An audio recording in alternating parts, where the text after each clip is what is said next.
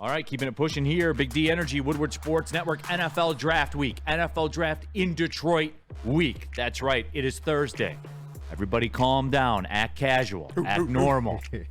Come on. Act like you've been here Act before. like you've been here before, everybody. But this is it. You know who we do got to get on? I got to give the Detroit Sports Commission their flowers, man. Yeah. I got to get Marty Dobeck on here, somebody on it. Because how does this work? Like, you're like, hey, we want to have the draft. Okay, cool. What do we do? I got to get Marty on, man. I'm getting him on this week, one of these days for sure. Because they've done a great job. They deserve their flowers. Bro. Last few years have been really good. That's what I'm saying. Like, NCAA tournament here, regionals here, the drafts here. We got a Final Four coming to town. Yep. They pulled off a Super Bowl here in Detroit, man. Oh, yeah. Shout out Detroit Sports Commission. Yep. Mm-hmm. I'm planting the flag for the Detroit Sports Commission, They're man. working hard. They are, no doubt. They're getting it done, too, bottom line. But, yeah, WoodwardSports.com. Jump into the chat there. Kevin Bell, most GMs make one, maybe two good picks in a draft. Some miss completely. Brad Holmes has almost hit every pick in every draft, which is almost impossible. And, Kevin, great job of segueing on the show. And Spencer Raxter had it on here already. I'm not gonna lie. I wasn't gonna let him play you like that, Spenmo. I wasn't gonna let him play you like that. IT hips. They're gonna lose McNeil and Decker after this season. We'll see. Like this offseason is like the first one. Mm-hmm. This will be the first one. You know, I mean, we did kind of see it this year. Yeah, but with the offensive line. Not to how it's gonna be next year though. No doubt. Real decisions got to get made next year. No doubt. We saw some kind of financial casualties, did we not, on the offensive line? Mm-hmm. Hey, and that turned out to, I believe, to be the right decision, getting Kevin Zeitler and Graham Glasgow combined for less than Jonah Jackson makes in like an AAV basis. So I think that's going to turn out to be the right move. No, absolutely. And that's where I think if they're true to what they do, I think you will see the Jackson Powers Johnson type thing. They will get Jonah Jackson, but reset the clock. A lot like Laporta was the Hawkinson with a new clock. Yeah. Like there seems to be a cadence, like a rhythm to this. But I guess here's my other PSA that I want out there. With Brad Holmes, I don't think this can continue. Like this hit rate, this is insane to flip a franchise like the Detroit Lions. This isn't just a regular franchise, everybody. And it's cool. We can talk about it because we lived through it and we finally came out on the other side, I think. Yeah. Everyone seems to be cool with what happened in free agency this year. We seem to be good with it. It's unrealistic to expect this kind of hit rate. Like, come on, everybody. He's going to miss one, I think. Yeah. I think, right? At one point, Flannel, right? Yeah, oh, well... We haven't seen it. This is an interesting one because I could look at it from a couple of different angles. I think we would all agree that the NFC North is going to be better. Whether you want to say every team is going to be improved, I think that's up for debate, especially when it comes to the Minnesota Vikings. But even the Green Bay Packers, you've seen how Brian Gutekunst is a hell of a drafter himself. Not quite Brad Holmes level, but these teams are on the up and up. So I don't believe that Brad Holmes can have what I would consider to be a bad draft and for it to be just like excusable. But I don't think that's going to happen, by the way. That's just where I'm with that. However, I'm seeing what could potentially happen. And KG, you already know where I'm going with this because I mentioned it on Wake Up Woodward before. Yeah.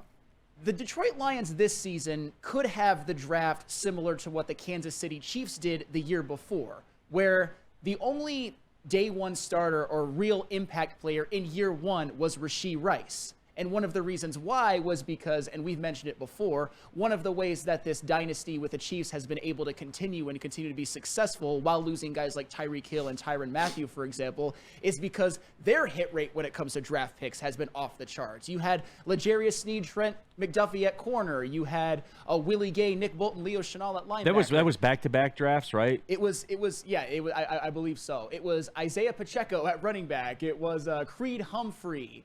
Guys like that, just George Karlaftis, just starter after starter after starter, and impact player after impact player, so that those guys are guys that you want starting on your team.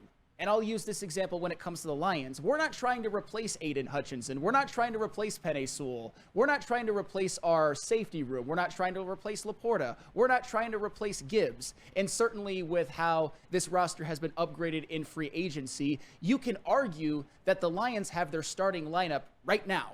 Obviously, barring injury, you could certainly make that argument. If you want to say not at corner, I'll listen, but I think if you went into this season with this starting lineup, we would all be like, that's a 12-13 win team. That's a division winning team. That's a team that can get to the Super Bowl. So I guess my point is that the Chiefs were kind of at that level themselves. They had a hole. They needed a number one receiver. They got Rashee Rice, although that might not age well because of off-field decisions. But hey, he helped them win a Super Bowl, so that's all well and good.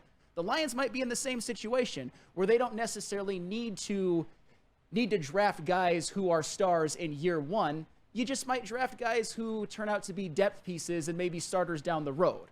And I think we all understand that, but when you're building a team from nothing, you have to hit on starters. You have to hit on Hall of Famers. You have to hit on Pro Bowlers. No, you have to hit on by the way, built it from sub-nothing. Absolutely. Below ground. Yeah. Built it from Jelani Tavai, Trey Flowers, Jamie Collins, cost you $19 million of your cap to not play. I want that out there. I always want that out there. I'm glad that you mention it, but that's how you do it. You draft, as I mentioned, Pro Bowlers, All Pros, starters, role players, and Brad Holmes certainly hit on a lot of those picks in droves. But right now, he's got basically his starting lineup, and a large percentage of them are guys that he drafted.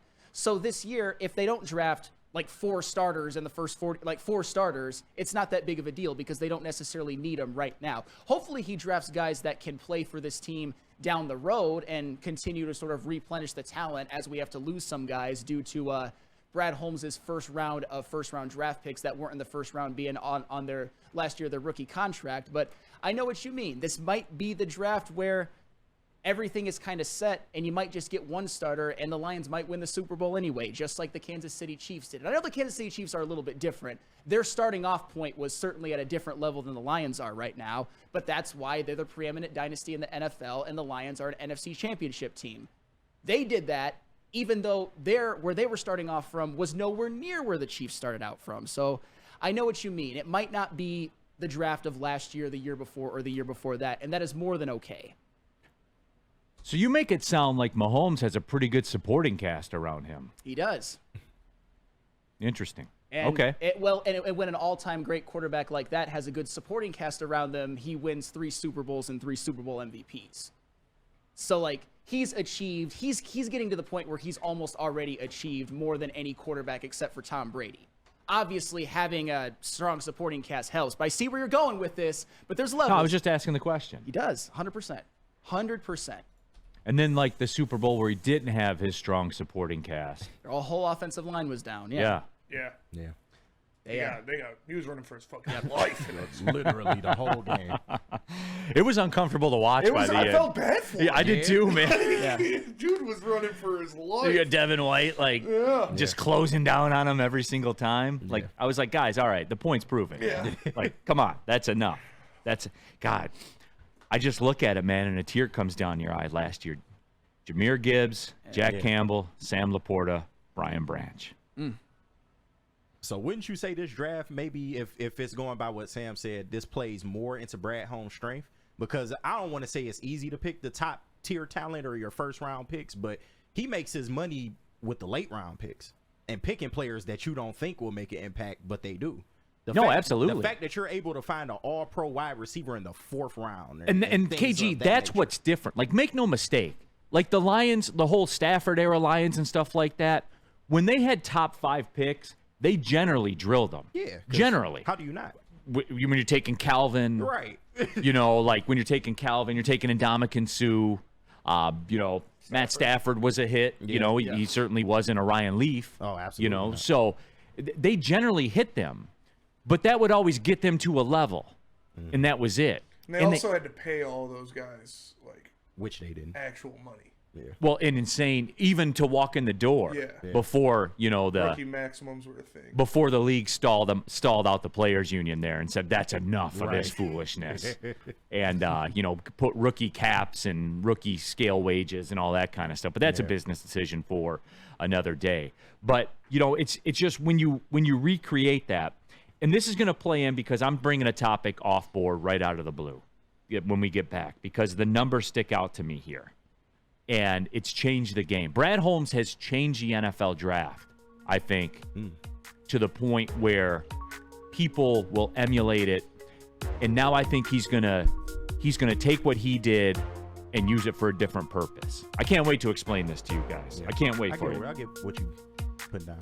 Because I think we're gonna see a fundamental shift in what Brad Holmes does with draft picks.